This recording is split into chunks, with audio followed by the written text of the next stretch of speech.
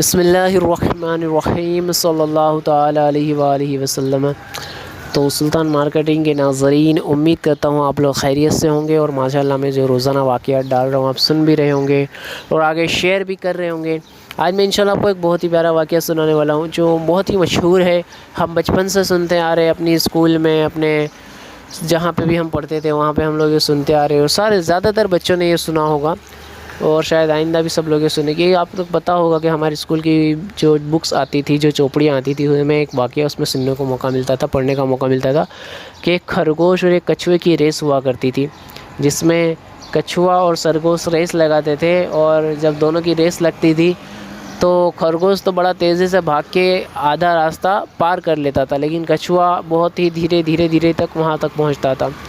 تو ایک جگہ خرگوش پہنچ کے سوچتا ہے کہ ابھی تو کچھوا کافی دور ہے، وہ جب تک آتا ہے تب تک میں تھوڑا آرام کر لیتا ہوں، تو وہ ایک جگہ ایک پیڑ کے نیچے آرام کرنے کے لیے بیٹھ جاتا ہے۔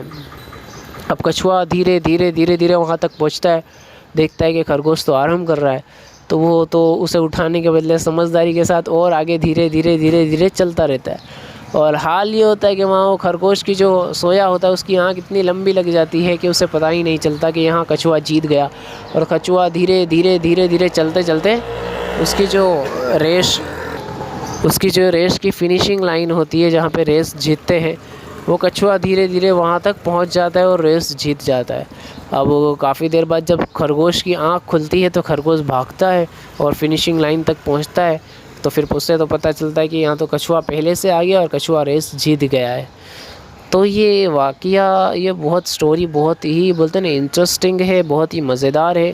اگر ہم اس میں سننے کی سمجھنے کی کوشش کریں تو بہت کچھ ہمیں اس میں سیکھنے کا موقع ملتا ہے کہ ہمیں اپنی طاقت کے اوپر کبھی بھی بولتے ہیں نا گھمنڈ نہیں کرنا چاہیے، ضرورت سے زیادہ بولتے ہیں کہ کسی کو کمزور نہیں سمجھنا چاہیے۔ اگر ہم طاقتور ہے، اگر ہم ہوشیار ہے تو کسی کو بیوقوف بھی نہیں سمجھنا چاہیے، اگر آپ تیز ہے تو کسی کو بہت سلو بھی نہیں سمجھنا چاہیے۔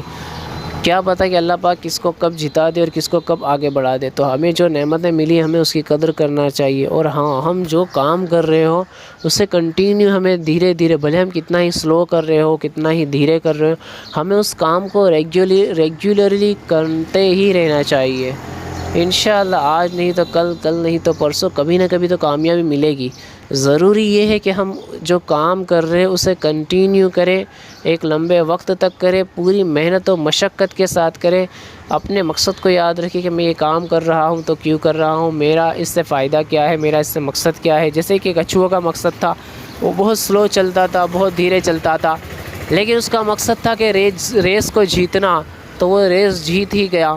اور کبھی آپ سے مد مقابل، آپ سے یعنی کہ آپ کا جو پارٹنر ہو، سامنے والا ہو، آپ سے جو مقابلہ کرنے والا ہو، آپ کسی بھی فیلڈ میں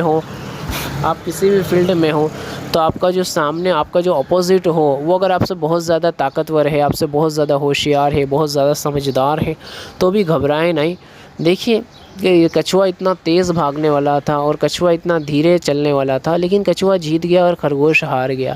اسی طریقے سے ہماری ہسٹری میں اور آج بھی آپ کو ایسے بہت سارے واقعے ملیں گے جو کمزور لوگ بھی بہت اچھی طریقے سے جیت جاتے ہیں۔ تو ضروری یہ ہے کہ خود پہ وشواس رکھے، خود پہ بھروسہ رکھے، اپنی محنت پہ بھروسہ رکھے، اپنی محنت پوری کرے، اور اللہ پاک کے ذات پہ اوپر بھی بھروسہ رکھے کہ ہاں، اللہ پاک کی ذات کے اوپر بھی بھروسہ رکھے کہ ہاں محنت کرنا میرا کام ہے، کامیابی دینا اس اللہ پاک کا کام ہے، کہ محنت کریں اور پوری محنت سے اس کام کو کرنے کی کوشش کریں۔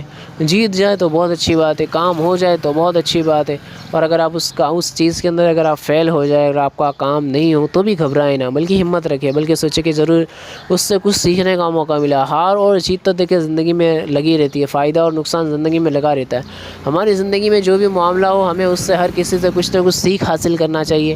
خالی رو کے یا پریشان ہو کے بیٹھ نہیں جانا کہ میرے ساتھ تو ایسا ہو گیا، میرے ساتھ تو ویسا ہو گیا، میں نے تو اتنی محنت کی، میں نے تو یہ کیا، میں نے تو وہ کیا، ایسا سب نہ سوچے، میں نے یہ کیا، میں نے وہ کیا، یہ سب نہ سوچے، بلکہ یہ سوچے کہ میں نے جو کیا سب اللہ کا فضل ہے، میری طاقت میں کچھ نہیں تھا، اللہ تعالیٰ نے مجھے عطا فرمایا تو میں نے کیا، اور اگر وہ توفیق نہ دیتا تو میں کچھ بھی نہ کر پاتا۔